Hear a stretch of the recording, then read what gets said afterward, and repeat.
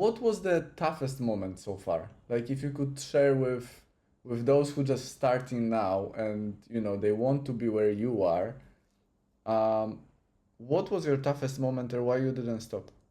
Did you have the toughest moment? Maybe it was, easy peasy lemon squeezy for you. No, And no, certainly not easy peasy lemon squeezy. My most difficult thing is that as a solopreneur and a creative, I do not have the technical expertise sitting next to me to be able to explore the ideas quick enough. I have somebody, like I said, I took a deep dive into AI myself. I built out my own engines. I've taught myself with sweat and tears nice. to actually build those engines end to end. And the reason I did that is because I need to know what it is that I'm selling and what it is that I'm doing and the value that it's bringing to my customers. How did you came up with it? Let's start from when the idea came to you and like what was the surrounding, like how that happened. Sure. So a couple of years ago, I decided to, on when beautiful video AI, generative AI was coming out Yeah. on LinkedIn and everywhere. I had a bit of FOMO, and I had to really just deep dive into how I could create my stories and my life story that I've had going, and I've been writing for many years, and how I could bring that to life. So I took a deep dive into generative AI, which really covered all of the beautiful softwares that are out there: Leonardo, Midjourney, Pika, Runway, all of those great softwares that bring great stories to life. And it was a world that I thought to myself, wow, I really want to be part of this. And I don't want to move away or even become unrelevant in the storytelling world. So, at the advent of, OpenAI, I started building custom GPTs very early on. And I use those GPTs to help me start in my storytelling journey. I have spent 35 years in broadcast, in advertising strategy. And so within that, within sort of advertising, you just sort of build frameworks in order to be able to tell the story that you need to tell. And I've spent those years building up those frameworks in different brand situations, different advertising situations. And now I've created a suite of agents, let's say, that take my customers, through their entire marketing journey. So it helps brands tell their stories that really stick in the world in a really, when attention is fractured and there's just too much out there, and AI is now the baseline. The idea with Simply Stories is that it's not just content automation, but it really creates those business stories that resonate and at scale. It's campaigns with logic, a unified story that's told within all of those campaigns. And the idea is that, and the reason it's called Simply Stories, is that it's accessible to everyone. It's AI in its simple form, structured in a way that people can access it and use it easily. I started an initiative with Milton Keynes Council, Okay. who adopted Simply Stories as part of their kind of AI initiative with local businesses.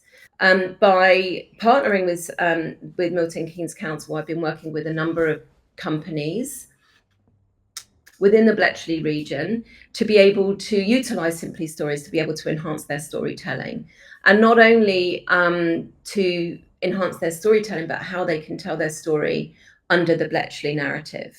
So I've been doing that with them for a number of months, which has had great success from the customers I've been working with.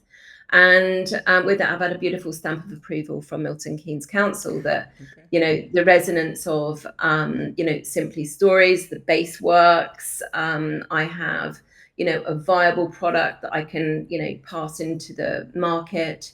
So now it's a question of sort of like shaping it further and building it, and getting more traction on paying customers in the market. So I'd say I've had a closed beta for a number of months, Okay. but now we're moving on into open beta format. Cool.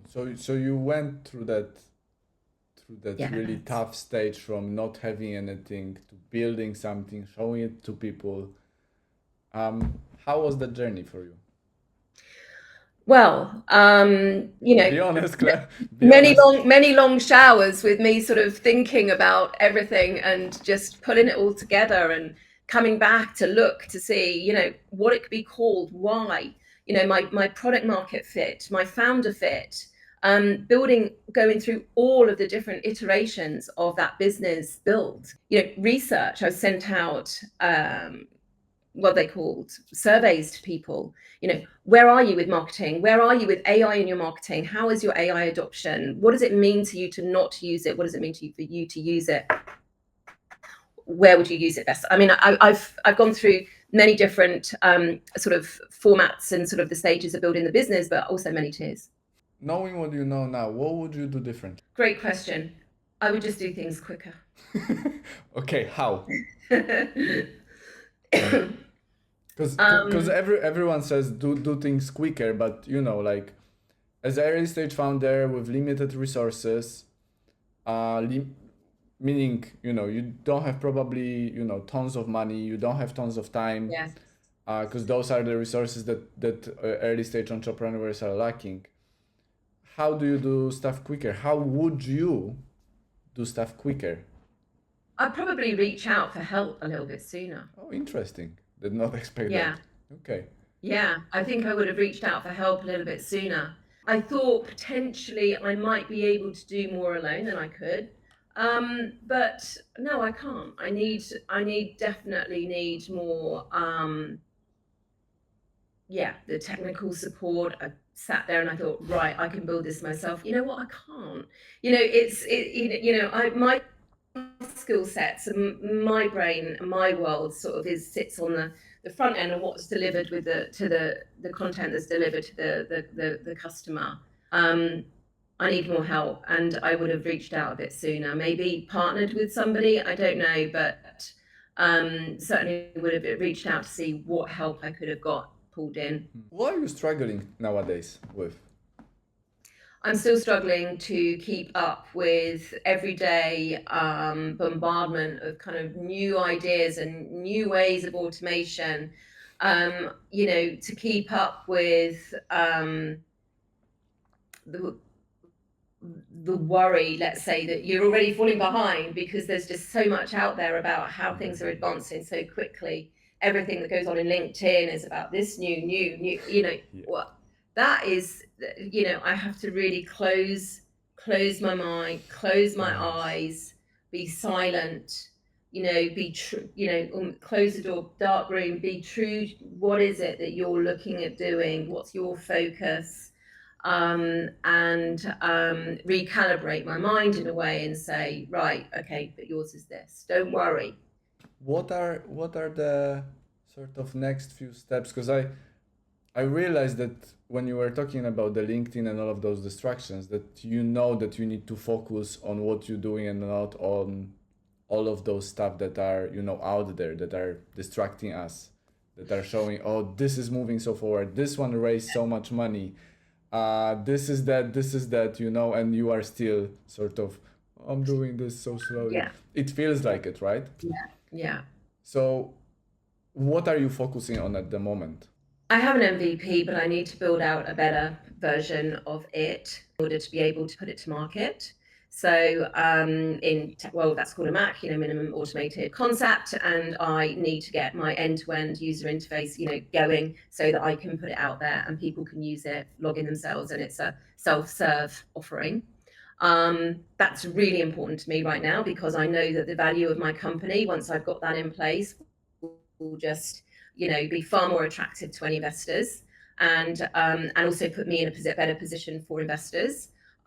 So that is absolutely my focus. Parallel to that is getting more customers, because anything, as soon as you're validated by what people pay, and so I want to just increase that and put that on the right trajectory.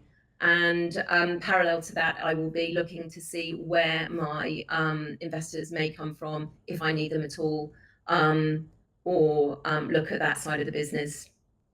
What's your motivation in life? Legacy, leaving a legacy for my children, showing them that, you can have an idea and you can make something work. Be creative, be courageous. Absolutely everything is done for my children and my family. And to have a creative legacy for myself is the most important thing on a personal note. I'm a deeply creative person. I need to be able to prove to myself I can monetize that in a great way that's independent of doing it for somebody else. And that is what I'm looking for. So yeah, so thank you very much for joining me, and good luck. I don't know how to finish.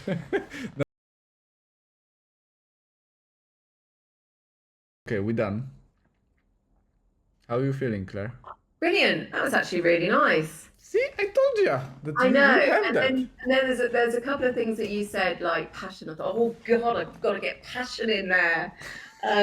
You know, but yeah. No, absolutely great. Absolutely great. Lovely. Nice. You glad you did it? Yes, absolutely I am. Okay, I'm That's glad me in too a we did really it great together. mood. Yeah, We can redo whatever you want. I don't mind. I think this was I'm like easy. beautiful. Yeah, thank It you. was natural. It was all of the informations necessary. It wasn't too much of anything. It was interesting, you know, to hear like all Oh, of those stuff.